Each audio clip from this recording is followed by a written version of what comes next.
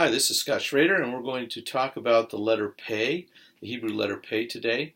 Peh numerically represents the number 80, and this is the ancient symbol. It's a symbol of a mouth, and so the idea behind Peh, in the more modern Aramaic or older, whichever position you take, there are two Pehs. There's the ending Peh as well.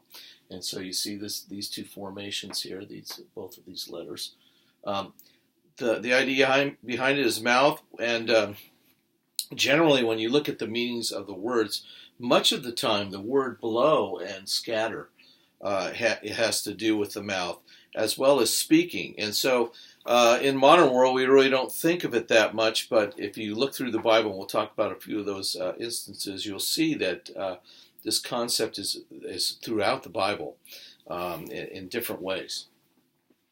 And so we have, it's the 17th letter of the Hebrew alphabet. And interestingly enough, we might talk about the mouth first here. I guess we'll go with the mouth, the word mouth. The Peh, first of all, it means the mouth or to speak or to scatter or to blow. And then you have the second letter is to behold. So you're seeing this action happen, so that you're seeing where this comes from. That's the idea of mouth. The mouth is where these actions come from.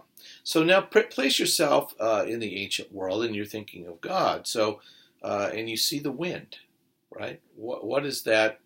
It says God's voice, breaks the cedars. He has power in his voice. The wind. So to speak, and the power to scatter and make his enemies scatter, just that his voice is so powerful. And so it has you see these actions, this is where we behold it from the mouth. Now, the word for fruit, interestingly enough, the first letter of the word for fruit is the word for mouth. And you might think, well, you eat it with your mouth, but that's not really the idea, I don't think here. But the idea is that fruit speaks. We see this concept in the Bible. Some men's fruit you see beforehand, others it comes after, it speaks later. And so our fruit speaks. And one day when we stand before God, our fruit is going to speak. What we did or didn't do. We're going to answer for that. Our fruit will speak before God. The second letter of this word for fruit is the resh, which it means the head. It's the head or the source, the primary part. And so the mouth, the head or the source, and then you have the forming or making. And so this is the fruit is what comes. It's the mouth of what the source is. And so we see it form on the tree. Here's the fruit. This is how the tree speaks. It gives us its fruit. And our fruit as well speaks. When we look back into, we see this concept of mouth and blowing. We look back in Genesis chapter 2, verse 7. We see that God breathed into Adam's nostrils the breath of life. And so this was a breathing, this was a blowing that brought life. And so this concept of blowing has the idea with it of bringing life. You see it throughout the Bible.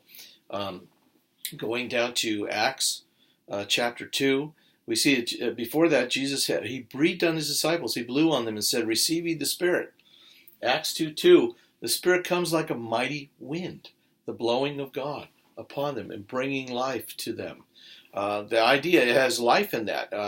We don't talk about that much. We talk about the giftings of the Spirit and the things happening there, but really what God is doing, he's breathing life into them in a way that they didn't have it before. And they're speaking, what are they doing? They're using their mouth. They're speaking in tongues, in other languages that they didn't speak. And they're prophesying, using their mouth.